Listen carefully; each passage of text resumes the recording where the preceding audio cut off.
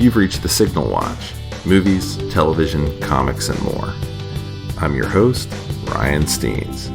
Join me and our cadre of co-contributors as we examine cultural artifacts of the 20th century, boldly explore the 21st, and try to put it all in perspective. Stay tuned. We're gonna try to make this work.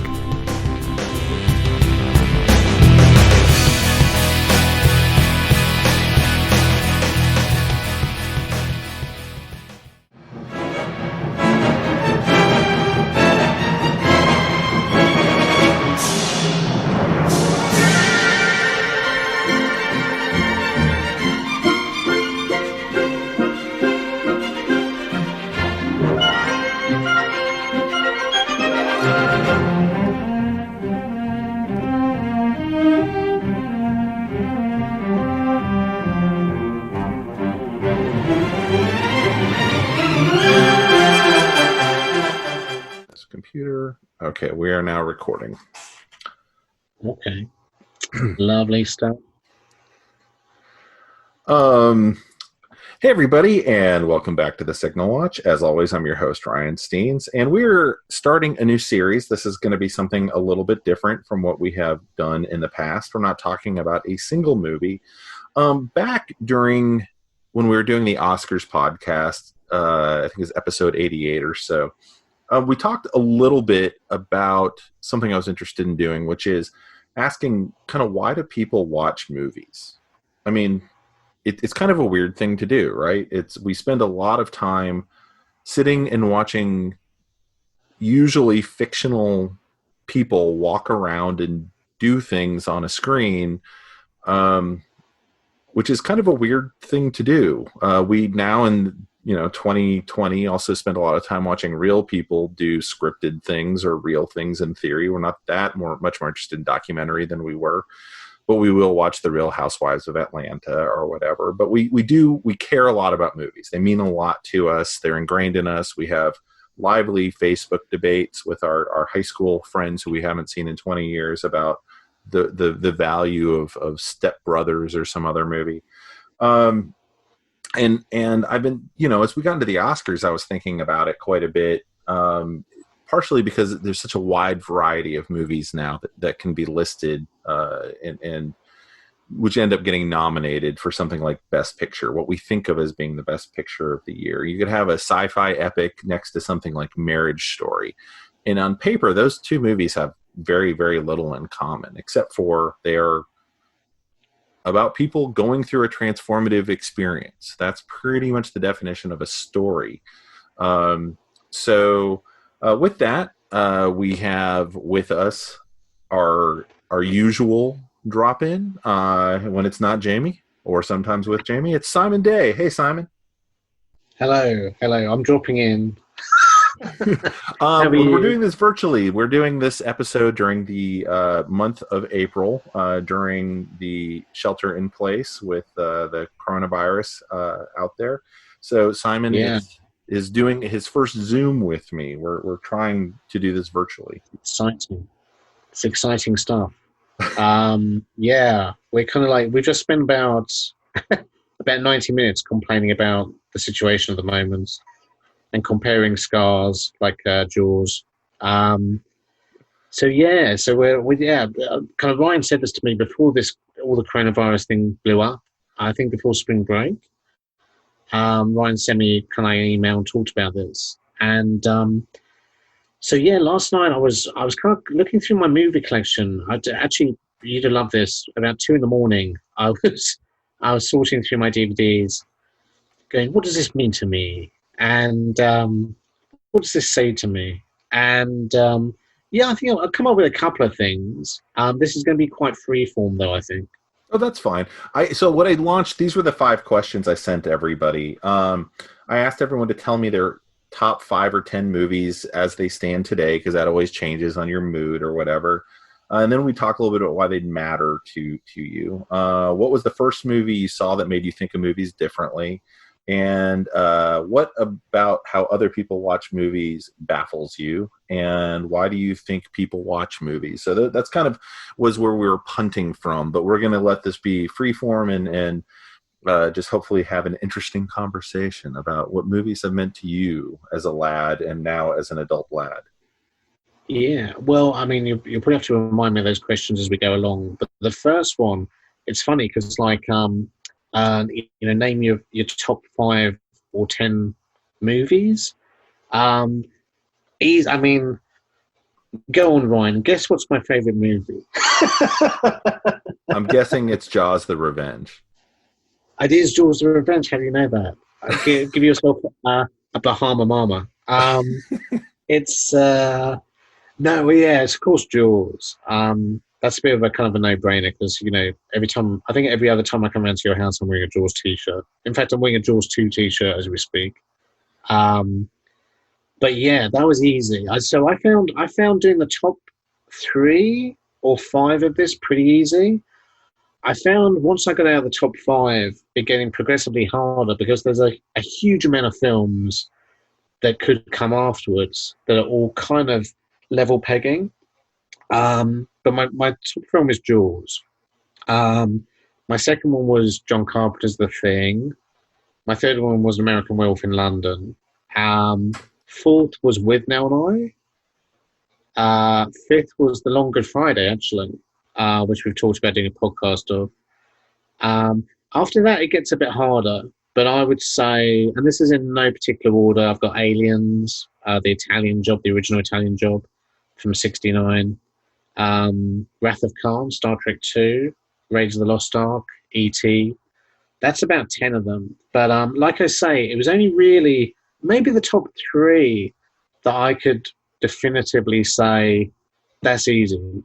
Um, and it's really interesting because I feel like all of those go back to childhood.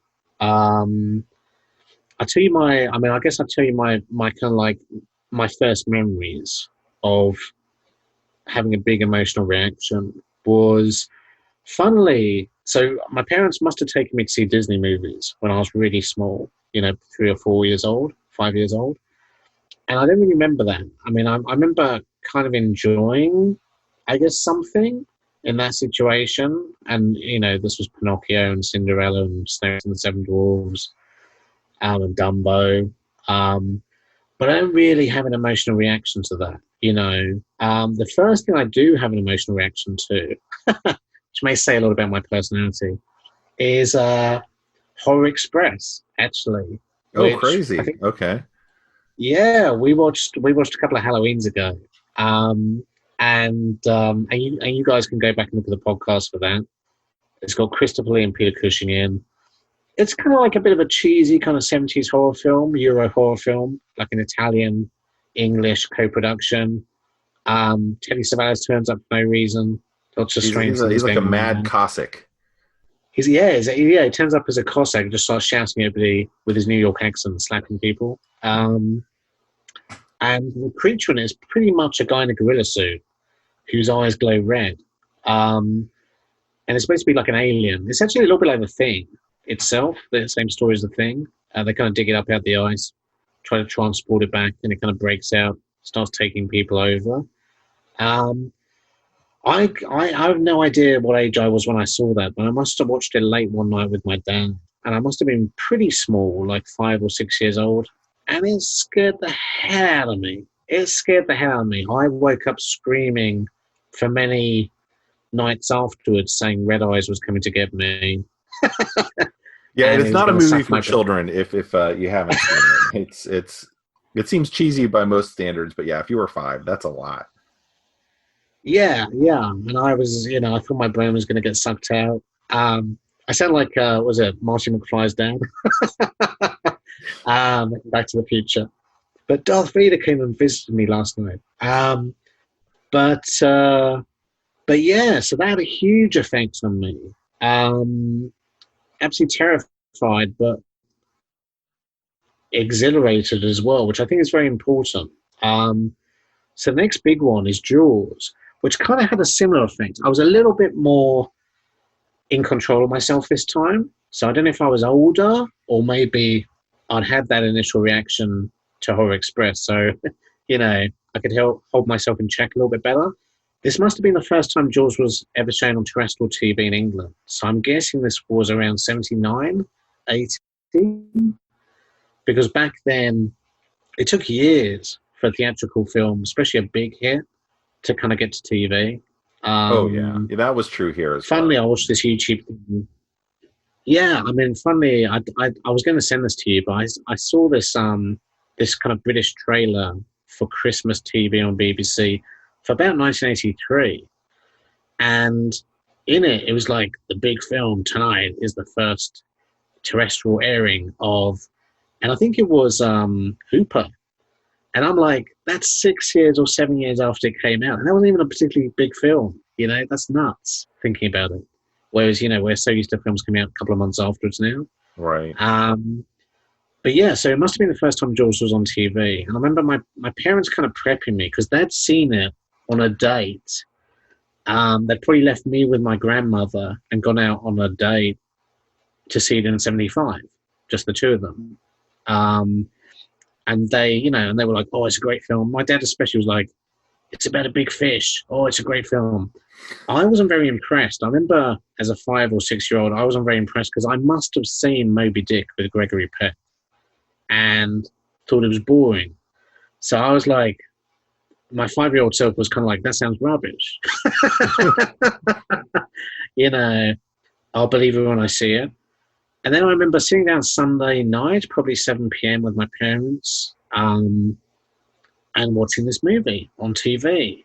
And it was electrifying, absolutely electrifying. I remember in my kind of 5 year old brain kind of saying, this is about as intense as I can take, but at least those guys are on the boat. And then, of course, the shark jumps on the boat and the boat starts sinking.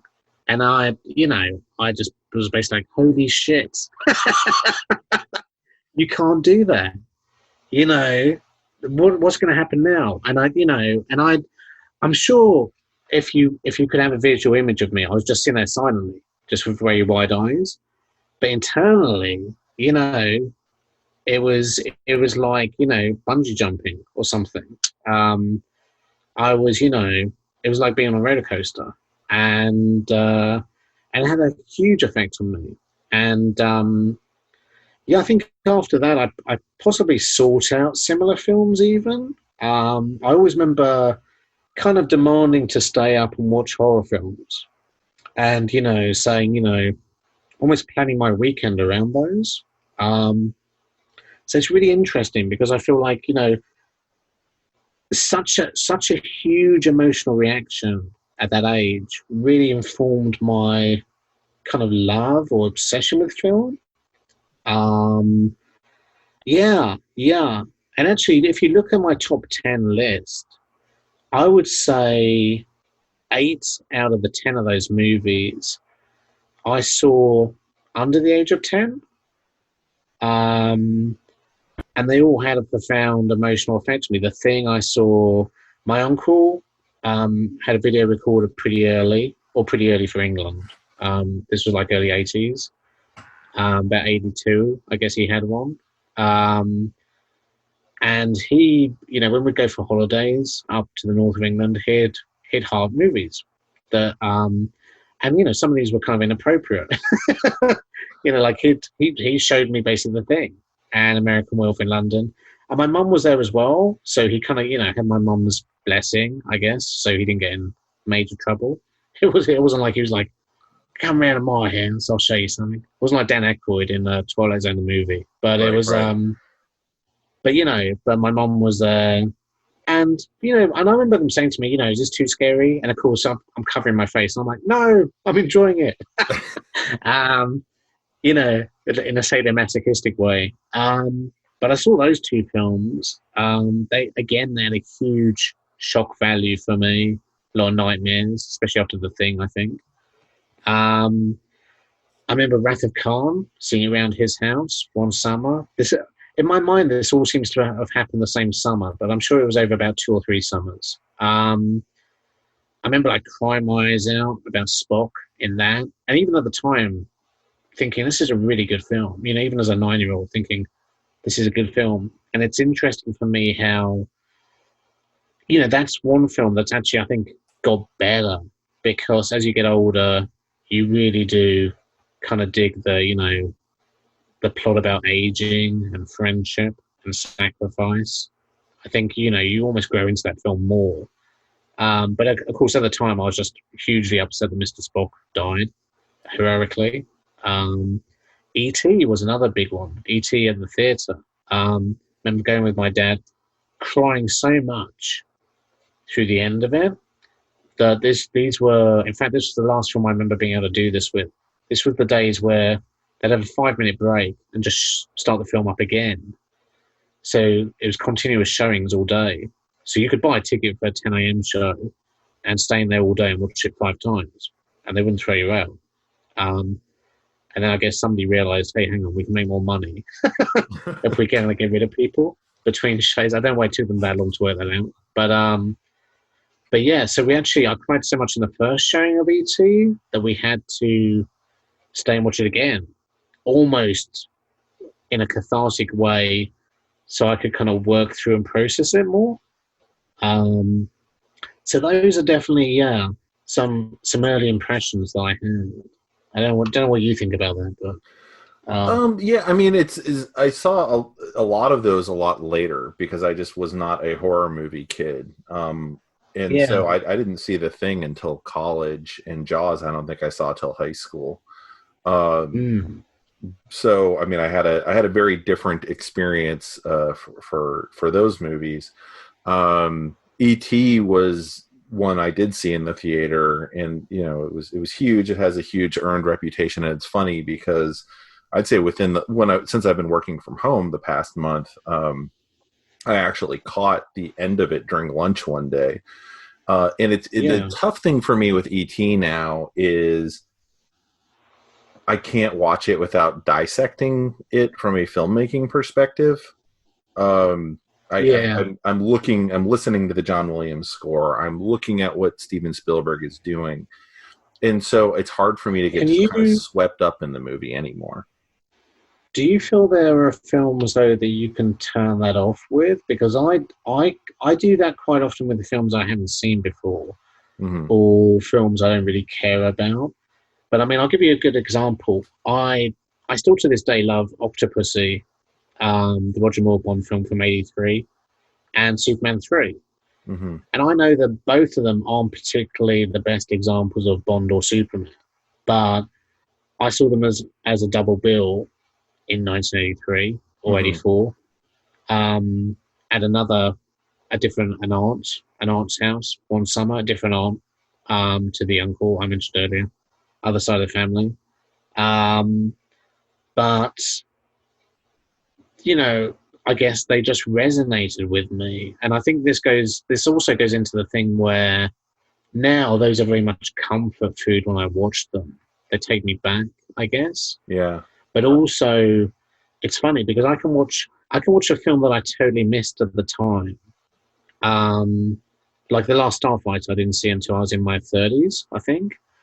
And I kind of went, I can see why this was popular, but personally, it doesn't work for me. However, on the flip side of that, I saw The Karate Kid for the first time in my 30s, and that really worked. And I Uh-huh. was like, I can totally, I'm really enjoying this, and I would have absolutely loved this when I was 12. Um, so it's interesting, you have emotional ties to those films, um, and there's obviously a nostalgia value. Um, I'm wondering if there's a desire to turn back time almost a little bit. Maybe do you want to go back to that age? I'm not sure if I go that far, but there's definitely like it's kind of part of your heritage, I guess. Yeah, I mean, I agree. I think that's true. I mean, I was thinking as you were saying that about like well, some of the commonalities in there. Like I've only seen ET. I saw ET in '82 or whenever when it came out. I owned the Yeah, doll. I had the toy. I had the Michael Jackson narrated storybook record. I had and a rubber eraser of ET, the T-shirt, the whole 9 yards. Yeah. But then there was this huge gap where I did not see ET. In the next time I remember watching it was after college. I think they re-released it. And I don't know, I might have been 30 by this point. Yeah. 2000, I think. Yeah, and Jamie and I went to go see it, and I remember walking out and being like, "Huh." And part of it is when we've had access to VHS and DVD and now streaming, and so the closest I would compare to what you're talking about is kind of how I feel about the Star Wars movies and how I feel about um, Robocop. sure, actually, yeah. In its own way. Wrath of Khan, I saw as a kid. Ryan owns 30 copies of Robocop, by the way. So I do that's the own, thing. I think, literally 7 different copies of RoboCop. Every time a new edition comes out, I buy it. When I die, you may have my RoboCop archive.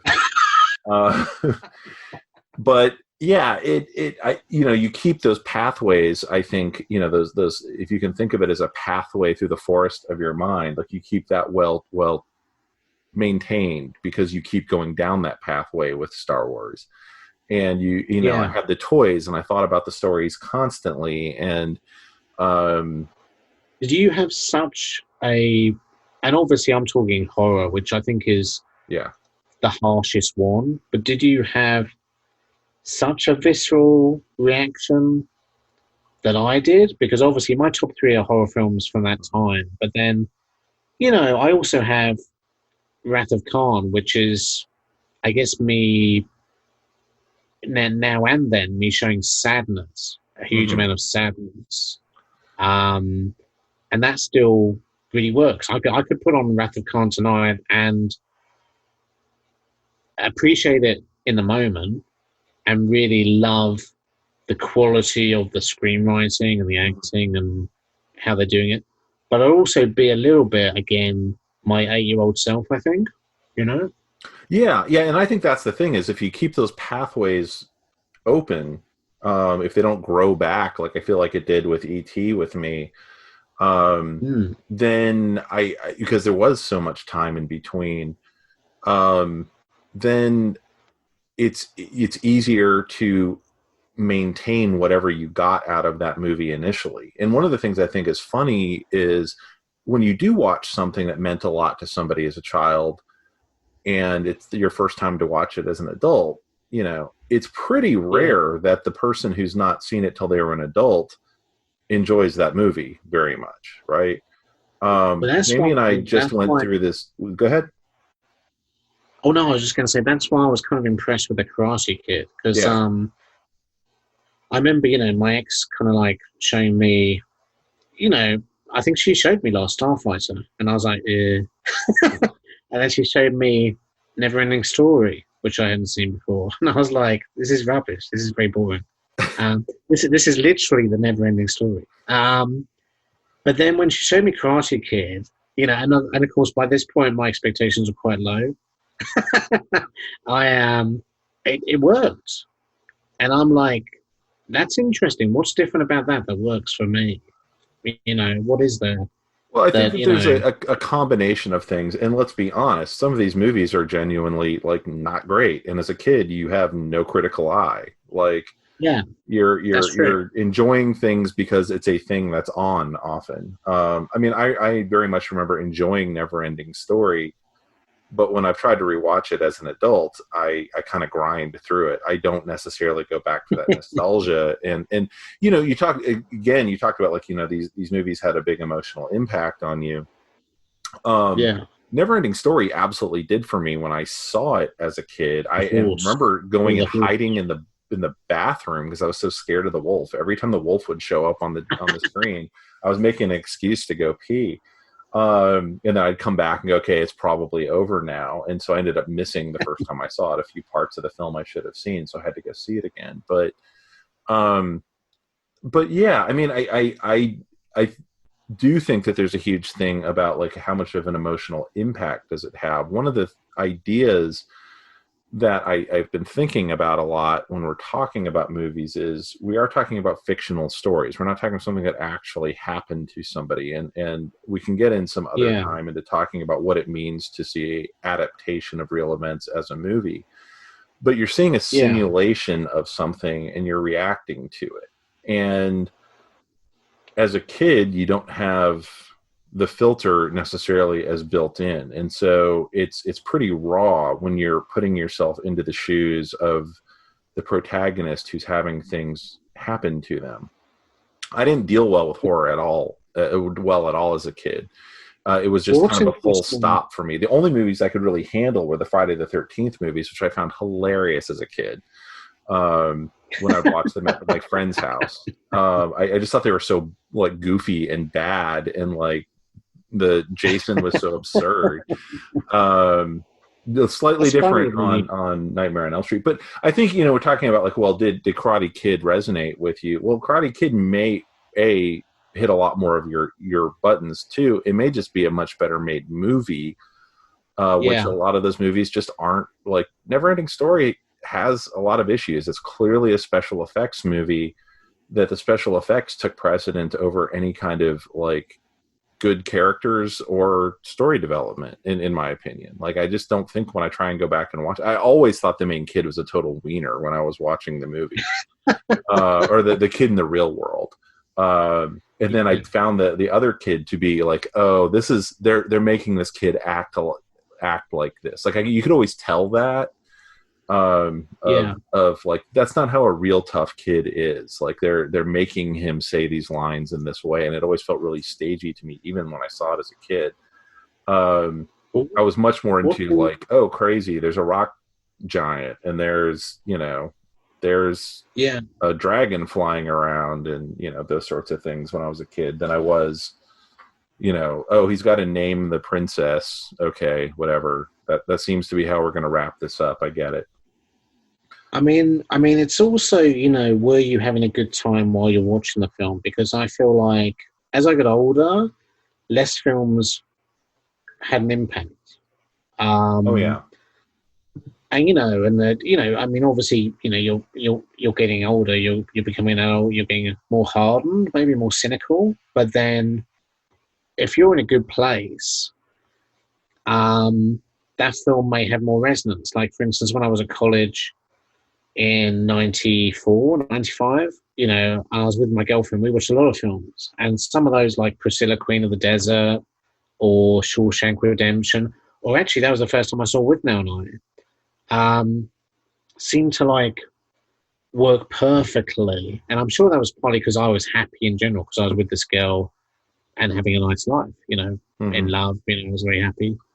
But at the same time, With Now and I, for instance, is the ultimate student film, about these this couple of guys sitting around smoking, drinking, and talking shit all the time. It's kind of like, it's almost like a kind of English Clerks. Um, another time I was doing that. I was a student. So, that really resonated. But as I get older, there's films that I enjoy, but nothing that, I feel like, with stuff like Jaws and the stuff I mentioned in the top 10, those films I could probably watch every night, and to an extent not get bored of. Um, the same way I could eat cheese every day, and not necessarily get bored of doing it. I know it wouldn't particularly be good for me, but at the same time, you know, I wouldn't ever kind of go, well, I could go and do something else. They're always going to be there. They're set in stone. They're the foundations, if you like. Well, I do think that there's a thing that happens, and um, I've been seeing, as we've all been kind of home, different lists people are posting about themselves because they're bored, and so they're on Facebook, and here's my top 10 movies, and then heated debates in the comment sections going back and forth and whatnot. I don't miss social media. Yeah, it's I'm mostly not actually reading those, but I have seen a few of them go by. But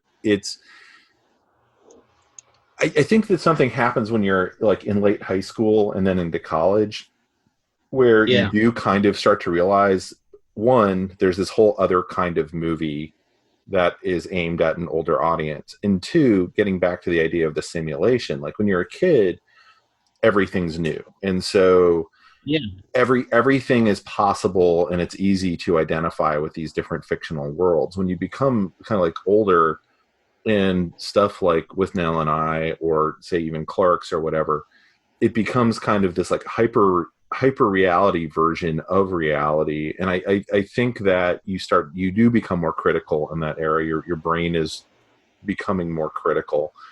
And but you also see some things of like, if I were dropped into this situation, how do I feel in that situation? Um yeah. and Well, I think, go ahead. I was just going to say, I mentioned, if I'm sitting there happy in 1994 with my college girlfriend and I watch a film, I may warm to that film more in the future because I'm looking back on a nice time. It's like picking out a nice photograph, Hmm. and going, oh, that's how I felt. And it's making me feel a little bit like that now. However, I think the flip side of that is also films are an escape to an extent. Um, Now, there's nothing wrong with that in itself. I mean, it's great that we can be taken away to like, far distant worlds like Star Wars and whatever for 2 hours. But, like drugs and alcohol, I think, you also have to be aware of how much you're doing that. And that's why, I've always, even though I'm a huge film buff, I'm wearing a film t shirt, I have film books, I own hundreds of films, I love watching films. I think there's a fine line between being a passionate kind of Tarantino, um, or being, a sad loser who kind of lives in their parents' basement and doesn't have any social skills. And I've always been very wary of that line of this is a huge passion for me, but I have to have other things going on in my life as well.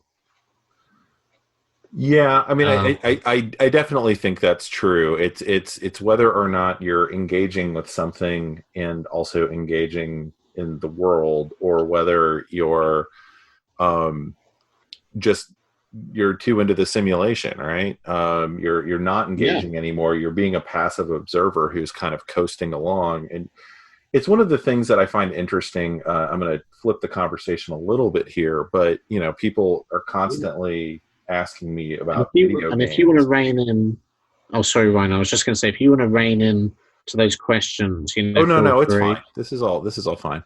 But I mean, Yeah, people talk about like video games, and get like offended when I say I don't really play video games.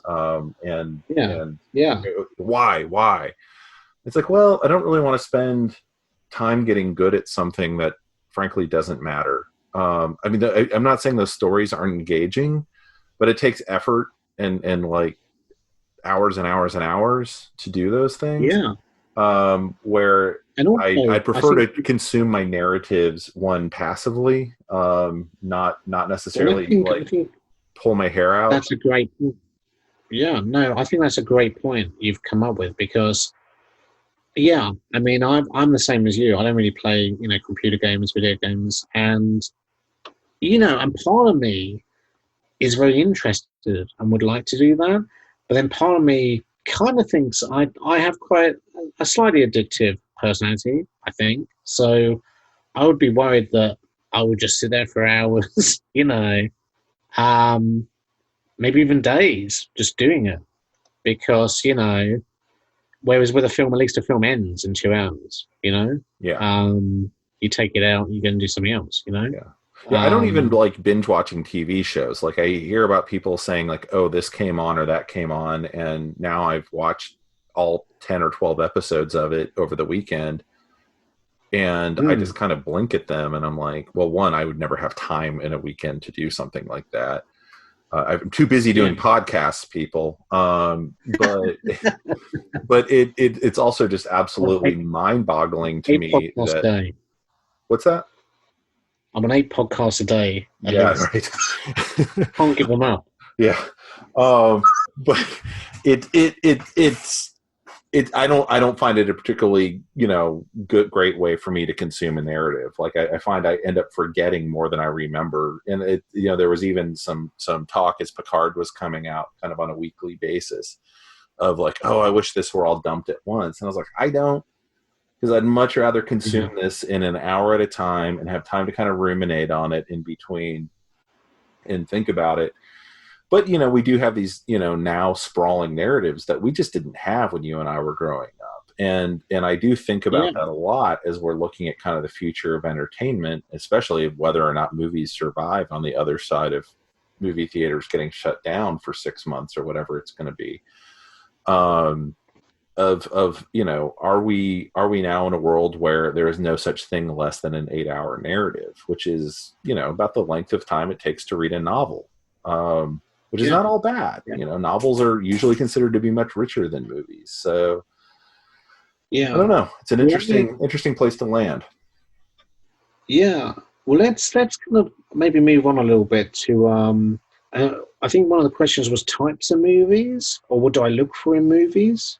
Sure, yeah. Um, so just a quick kind of like add on though, like I do think it's funny. I did a screenwriting course. I've actually done a screenwriting course a few times, and it's a great course, great teacher. But I remember having to bring in examples of what we thought was a good screen play, and the usual suspects were all there, like Casablanca and Citizen Kane and Chinatown, and I brought Back to the Future, and and people were like a bit poo-pooey about it. They kind of sniggered at it a little bit. And I didn't say this, but I was kind of like, fuck you. This is a great screenplay. Just because it happens to be popularist. And that's one of the things I do like about Tarantino for all his egocentricities. He does champion the popular film. Because, I think if you get a popular film that really is structurally incredibly well done, and I'll put Wrath of Khan the same in this. I think it's just like it's a brilliant thing. It's something to be really admired. Um, so that's just interesting because I think it's one of the later questions, but one of the things that I don't like is I think people being very cliquey about films and like saying only indie films are cool, or only Wes Anderson films are cool, or you can't have good things in a Michael Bay film. Well, that one might be I true. think. Well, I don't know The Rock. There's some good stuff in The Rock, but it's like, but I think it's like anything. It's like saying what's good music. There's good in all different types of music. Um, so just interesting for me, because I've been watching a huge range of different films since we've been at home, and none of them, like I say, none of them have hit me like a hammer. Maybe that's impossible now at my age. Although I like to think there's still a possibility of being blown away by something. Um, and don't get me wrong, because I still love films that have come out recently, like a lot of Christopher Nolan stuff, um, like Mad Max Fury Road. I thought was very impressive. Um, but there's not that. I don't think I'm ever going to get back to those first feelings, which of course, I can't because, it's like the first time you ever taste dessert. Hmm. It's like, this is amazing. What is this? And then, of course, as you get older, maybe you choose the particular desserts you like, if they have cream in or whatever, or if they have raspberries on or whatever. I mean, I remember I went through a phase of loving raspberry pavlova when I was a teenager for about 4 years.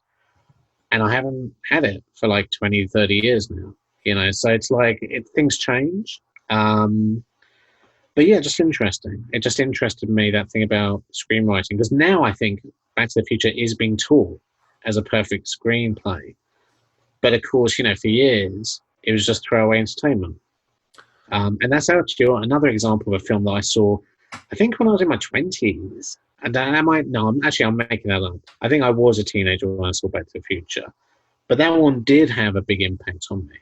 Um, Partly emotionally, but partly because I was like old enough to go structurally, this is very clever what they're doing here.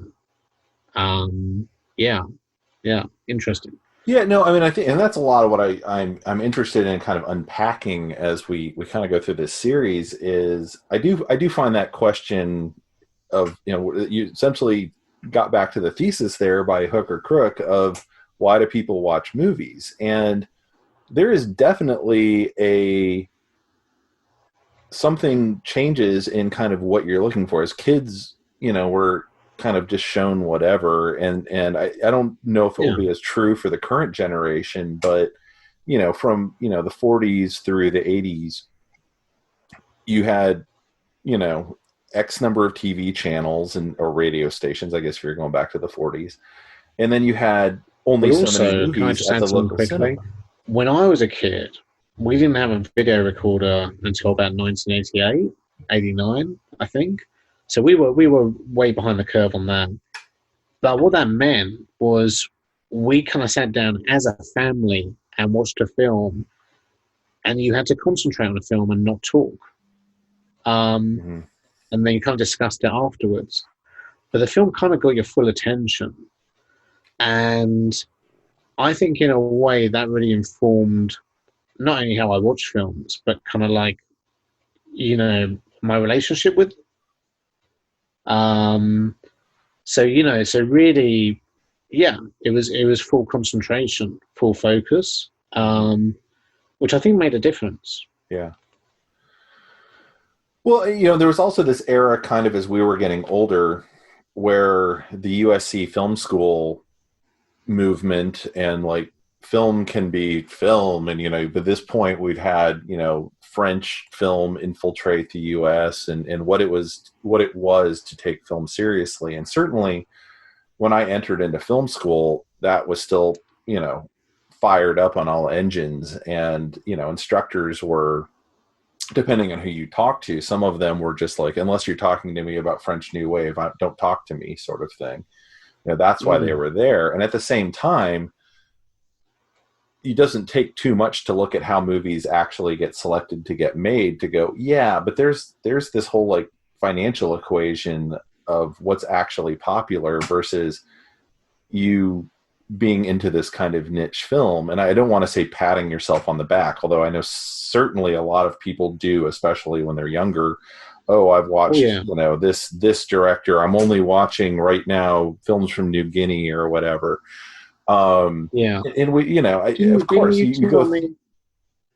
Didn't you tell me that story about um, somebody you worked with was talking to you about Tarantino and Oh God, I've basically, forgotten about that. Yeah, it's. I mean, that's interesting too. Is I'm working. I'm now in my mid 40s, and I'm working with these guys who just got out of film school, and they're in their mid 20s, early 20s, and Tarantino to them is establishment, yeah, which is just yeah, blows your mind. But you're like, well, this guy was born the year like Reservoir Dogs came out, or the year Pulp Fiction came out. Like this is the same as me yeah, watching like Taxi Driver. That's what this is yeah, to them, and they're the but it's just, that's just kind of exactly. bizarre. But it's the whatever you're actually pursuing and you're looking for. We go from kind of this like, all of us are more like we're all watching whatever the Disney Sunday movie is, and everyone kind of shares this common language when you're a little kid, to we kind of, as you do in anything, you start breaking off into whatever your tastes are. As you get older, you become more you realize, one, the broadness of what's available and what's out there. And of course Yeah, now we're in this era of everything's available, and so everyone's always telling you what you should watch, right? Of yeah, oh, I found this movie and you have to watch it now. And I probably, by hook or by having this podcast, I probably get told no less than 15 movies per week I need to watch. I'm not yeah, oh yeah, exaggerating with that number, between different people throwing 2 or 3 movies at me. And it's just like, yeah, yeah, it's fine. I'm going to watch Godzilla versus Mecha Godzilla, which is exactly what I watched this week. And so it's I get it, and I appreciate you try and share, and that's what this podcast is about, is trying to share movies.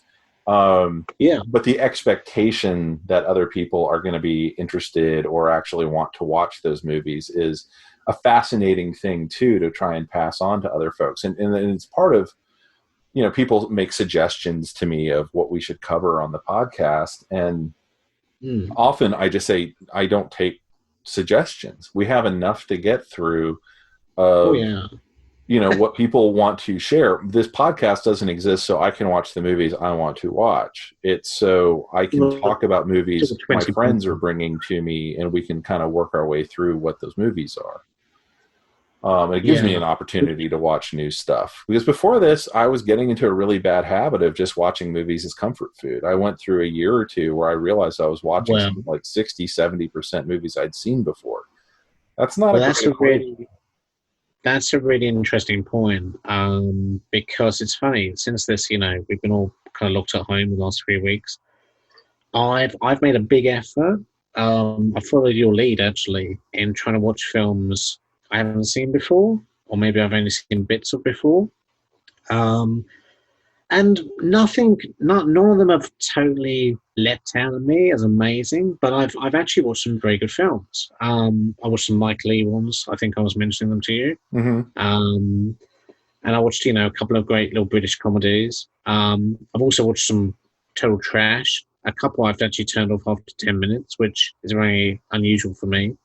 But I was just like, life's too short. Right. um, I actually watched one that I thought was appalling the other night, which was Texas Chainsaw Massacre 2, Part 2, which it's funny, for years I've been meaning to watch this. Never really a fan of the first Texas Chainsaw Massacre, although I can kind of respect what he did. Um, and then, I've got a very strange relationship with Tobe Hooper because I love Poltergeist and Life Force, although, arguably how much of those did he direct? I'm not sure. Maybe he directed all of them, who knows? But I watched this Texas Chainsaw Massacre 2, and it was almost unwatchable. I was like, I think Tobe Hooper took all the cocaine before he made this film, because it was just so annoying and so 80s and so neon, and so just people going screaming like Jim Carrey and Dumb and Dumber all the way through it. And so yeah, it's just really interesting. But but watching those films, I've had to fight the urge. You're gonna love this. I've had to fight the urge for about 3 weeks to not watch Rocky 3,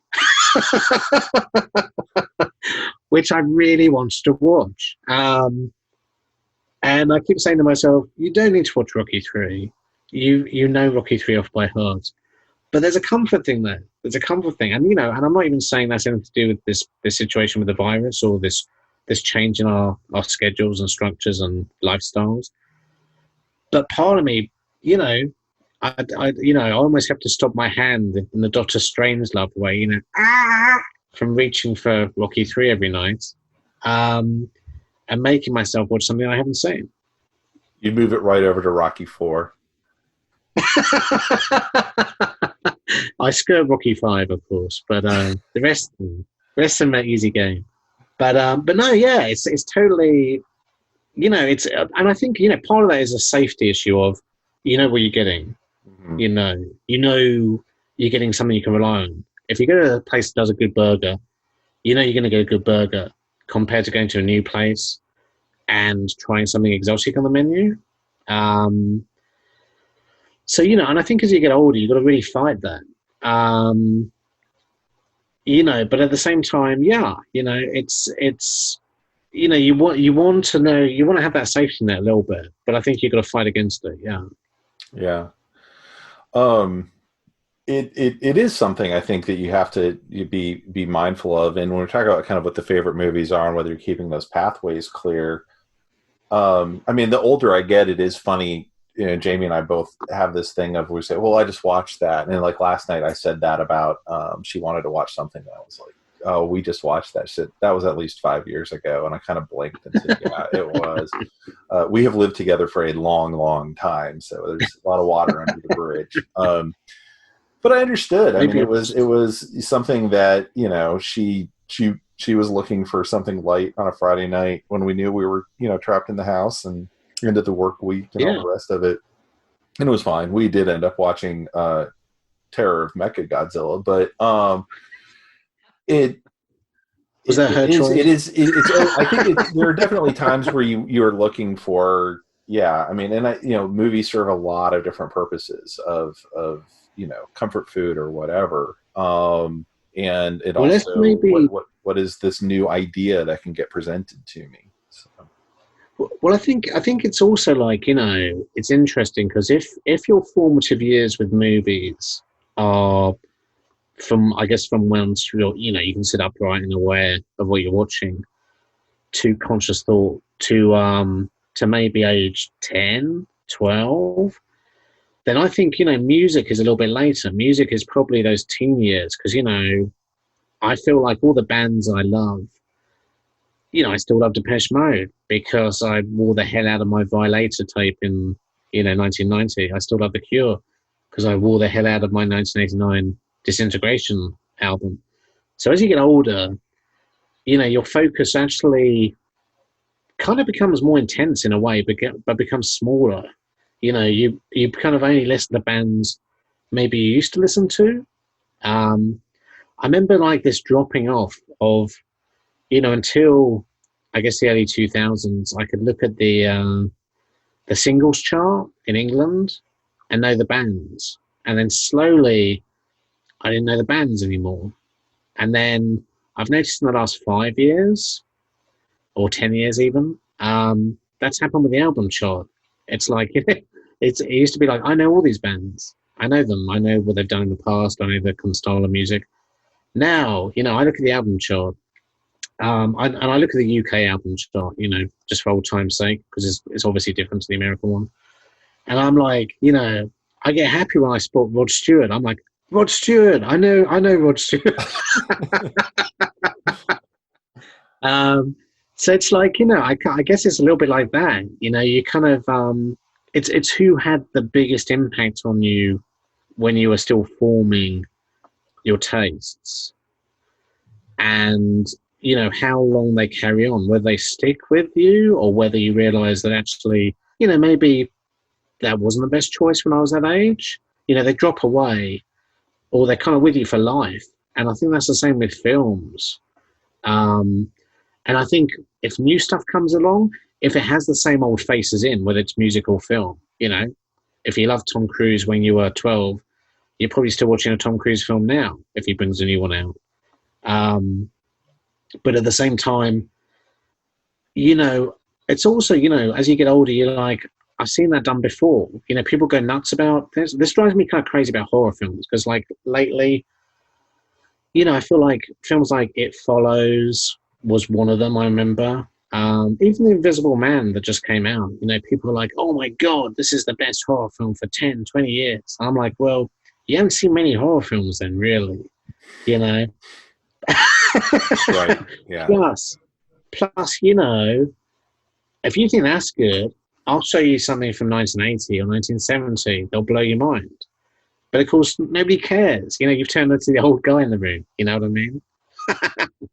Yeah, well, Um, I mean, right, right. I mean, I remember watching movies with my dad when I was, middle school. So he would have been approaching my age, my current age, and the constant, like, well, one, his favorite game when I was in about fifth grade was to tell me what was about to happen in the movie, and my brother and I would just turn around and be like, "What?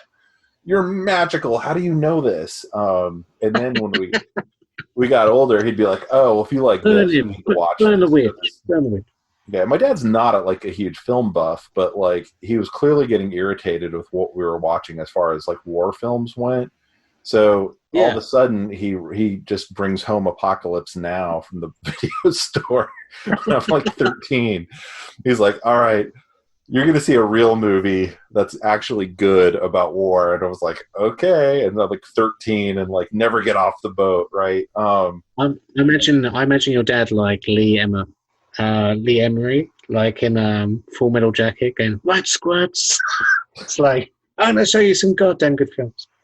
Actually, I did watch that with him, and he was like, "This Oh, is there you not at go. all what basic training was like." Just Thank God. very put off by the whole thing. Because he actually was in Vietnam, so yeah, he was.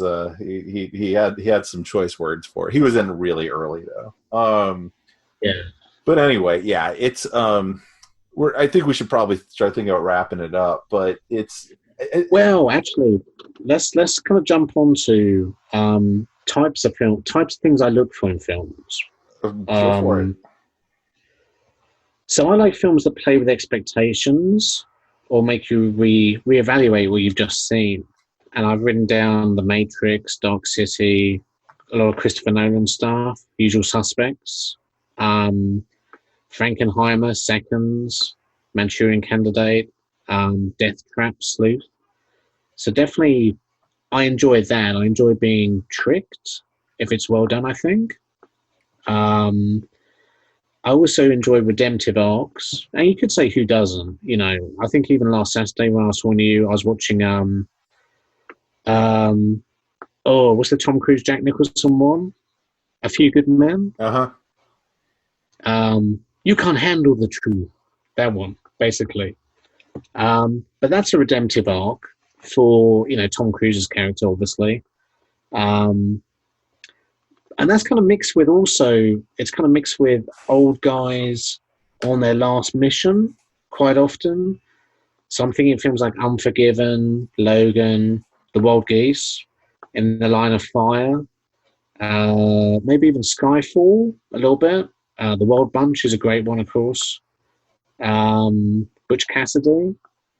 I think especially as we get older, they appeal to me more for obvious reasons. Of can this old guy who's a bit out of shape pull off a last mission kind of thing?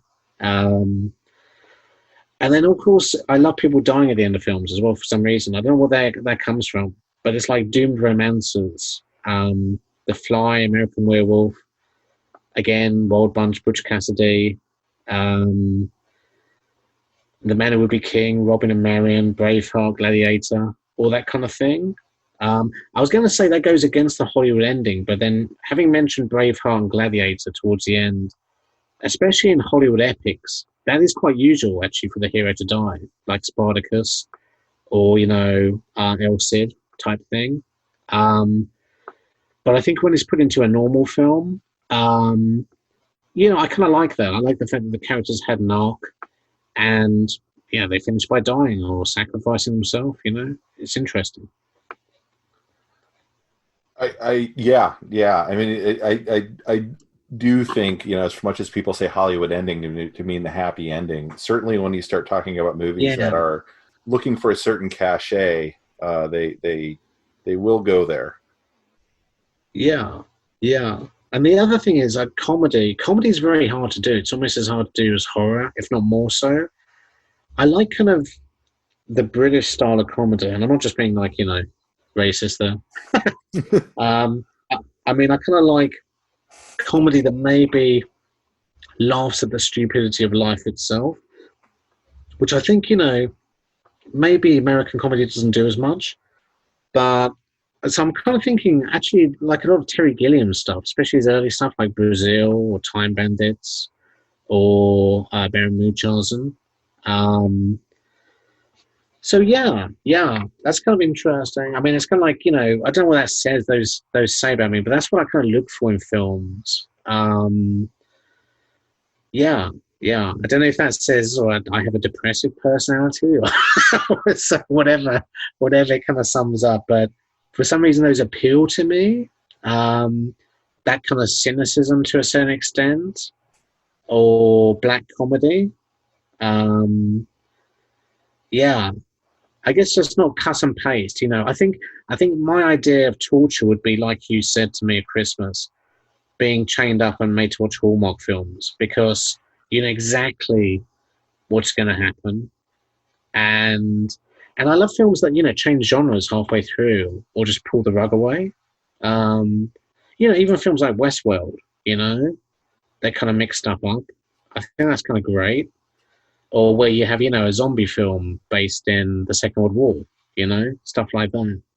I think that's so much more interesting than making a really good version of something we've seen before.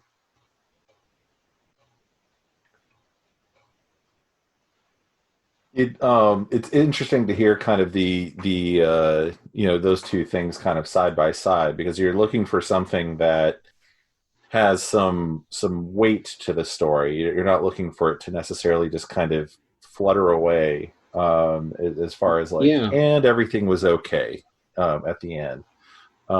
yeah. But you're all, yeah, but I also get the, but also give me some novelty here, even if it's two things I I mean, know, at least mash them together. And I don't yeah. think those things do have to exist separately, as far as like, weight of the narrative, or um, you know not I mean, necessarily I was no watching. guarantees of happy endings. Yeah, I was just about to say we're doing millions of spoilers in this, but never mind. But it's like, but I mean, a good example would be in Kiss Kiss Bang Bang, the Robert Downey Jr. Val Kilmer Shane Black movie, which I think I gave it to you for Christmas. Don't know if you managed to watch it. Not yet. But at the end of that, it's like they're in the hotel room and like the hospital room rather, and Robert Downey Jr. is going like well look, Val Kilmer didn't die because it's the end of the film and it's got to be goddamn happy. And look, here's the henchmen that I shot. They're back as well. And of course, all the people who were dead in the film come in to the hospital room, and it's really taking the piss. It's really taking the piss out of the happy Hollywood ending. But I kind of love that. I love the fact that same as Charlie Kaufman stuff. Adaptation and being John Malkovich. He's gone a bit out of fashion now, I guess, because it was kind of like it was so in vogue for a while. But I love his fourth wall breaking, commenting on what's happening. That's not working. Let's start again. Type of narratives. Mm-hmm. Playing with the form. Playing with people's expectations, messing with people a little bit, messing with me a little bit. I do enjoy that. Like I say, I enjoy the old gunslinger. Brought back for one last fight. Especially sympathetic to that as I get older. um, and I enjoy, the kind of the doomed romance, the character arcs like The Fly or American Werewolf that, they've gone through all this and they deserve happiness, but it's maybe snatched away at the end, which I think is the job of horror. Horror shouldn't end happily, you know. But then it's kind of gets annoying when it's set up with obvious sequel bait as well. So I think when it's just like, and I know any film can bring anybody back from the dead, but I know in most of those cases, no, this is over. I kind of like that. Yeah. I like that finality. The story is finished. Yeah, Um, I know what you mean. Like you've paid your money, you've seen your story, you want your closure. Like don't tell me it's not. Yeah, I know. The only exception to that, yeah, I will say, and it was the first thing that popped to mind, and I thought it was, because even as a kid, I thought it was the perfect ending, was Nightmare on Elm Street. yeah, yeah. Well, that's. I mean, I think that's a little bit different just because it takes place in a dream anyway. Right. So it kind of gets away with a lot of stuff because, of course, I think we've said this before. When you watch a film now with a dream ending, you're like, oh, cop out. Now, if you go back to the 80s with American Werewolf or The Fly or Aliens, it wasn't a cop out because we hadn't seen it too much. And it still worked. It still worked very well. Still treat the audience. But of course, we've had so many crap copies of that since. Then now we're like, oh my god, and like Dallas as well. Bobby stepping out of the shower and Right. totally disavowing the entire last season. I think that's probably the one that did the most damage. But yeah, it's like, but it did work originally. You have to remember that, and I think Nightmare on Elm Street not only had the fact that it was one of the earlier examples, but also all the way through the film, is this actually happening or is she dreaming? Mm-hmm. We're not sure. Yeah, it was a great capper to what they'd been doing through the whole movie. So I think it earned it, like many movies don't. So I think all we've got left is what I don't like other people doing in films or two films. Um, Um, yeah, that, I think, yeah, sure. However you want to put it. yeah, I mean, I guess I don't like people. I mean, I've written down a few things here. Um, like I said earlier, I don't like people who are snobby about films. Like only foreign films are good. or I don't watch blockbusters, or that kind of stuff. I mean, I feel like you have to be open to everything, and you have to try everything. Um, and hey, don't get me wrong. Like I say, I've turned off a couple of films after 10 minutes this week. Um, but you have to at least be willing to give something a try, I think. Um, and then maybe, if everybody else is still saying it's great, give it another try, or try another film by the director. Try come at it from a different angle. I don't think there's anything worse than small mindedness when it comes to film snobbishness. Whether it's about indie films or foreign films or whatever, or films of certain directors. Um, I don't. The other thing is talking during films. I mean, this is like an old chestnut, obviously, for us. I hate people who fucking talk during films, especially when they've been told not to talk. Um, Drives me nuts because I'm like, A, you're missing the film yourself, right? Plus, B, you're affecting my experience. I didn't pay to watch E.T. and some noisy wanker. I paid to watch E.T. and you're eating into my enjoyment of that. Um, I think that's just, the fact that, like you said, though, since the days when we watched movies in the 80s, things have changed a lot. And my family were very, probably weren't that normal anyway, in the fact that we sat down quietly and watched a film together. I'm sure most families are arguing or eating or walking in and out of the room. But I think, films deserve their respect. And this kind of leads me on to, I kind of back up Steven Spielberg here, like he needs the backup from me. But it's like, in the fact that he said, films being shown on devices. Now, you're not going to stop people watching films on phones or tablets, but I don't think I would ever do that myself. I love the theatrical experience. And when I'm at home, tonight in my apartment, I turn off the lights and have just candles going, and I turn off my phone. My phone goes off at 8 p.m. I sound so old. I sound like such an old man.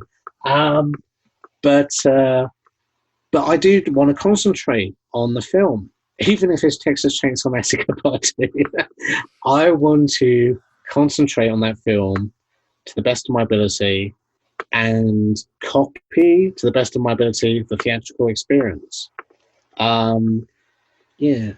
Another thing is I've had friends who I love them completely, and I've had to bite my lip almost to the point of drawing blood.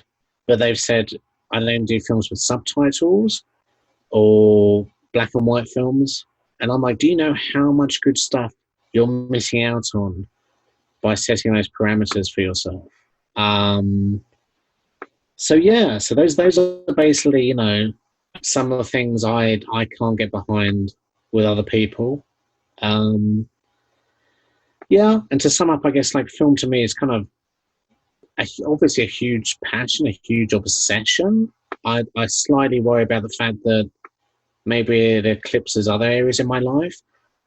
I think on the negative side, I wonder if it's something that I like because I can control it compared to relationships or jobs or family or friends even. And because of that, I maybe spend too much time with it. But then I also think, I have a pretty rounded life. I go out and do other things, so I enjoy film. It's very interesting. I would like to do something creative in film in my life, which I'm trying to do. Because again, like you said earlier, I don't just want to be a passive observer or consumer. I think there's way too many people like that. I think there's way, way too many people doing a lot of negative criticism in general, but about films online. Um, it's funny, about 15 years ago, I was told by a friend, you should set up basically have your own channel online and talk about films. And at the time, I was like, that sounds good. I'm so glad I didn't do that now because there's so many people and there's so much kind of crap flying around. Um, I would much rather kind of do something like this with a friend, or a small select group. But film will always be very important to me, incredibly important. I mean, like I say, I'm wearing a film T-shirt. I read film books. I'm watching films. If they were open, I would be going out of film theaters. Yeah, it's just interesting how powerful a force that is in my life. But I am aware of it, which is good. I don't think I'm just swept along by it. Um, and sometimes I think I probably do need a bit more balance. But at the same time, again, the fact that I'm aware of that, I think is half the battle. Yeah. Well, I think that's a pretty good place to wrap it up. I really appreciate you doing this with me. I think this is a great kickoff for this series, and we can certainly revisit this if we find another angle. But thank you so much. I really appreciate it, Simon.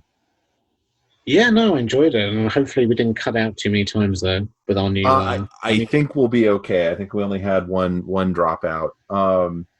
And no one will be the wiser because I'll have edited it out. So it's all a load of old rubbish anyway. But everybody, thank you so much. I hope everyone is staying home, keeping safe, and washing those hands. So we'll keep doing this series, and Simon and I will pick up again with probably doing an actual movie in the near future. But Simon, thank you so much for kicking off the series. Thanks for having me. All right. Bye, everybody. Bye. Ooh, somewhere over the rainbow, way up high, and the dreams that you dream of once in a lullaby.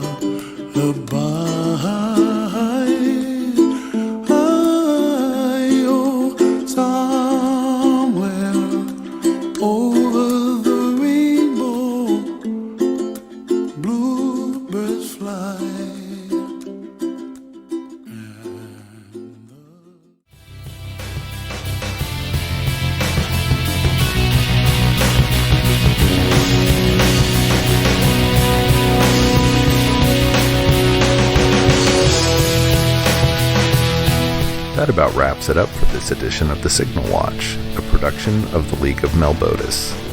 Thanks for sticking with us. If you enjoyed this podcast, we invite you to drop on by the Signal Watch blog, where you'll find write-ups of a wide variety of movies and more. You can drop comments on this podcast and let us know what you think. We do have a Signal Watch Patreon, and if you're so moved, we'd most certainly appreciate your support. We'll be back soon with more exceedingly high-quality content. So, until next time, God damn it, babies. You've got to be kind.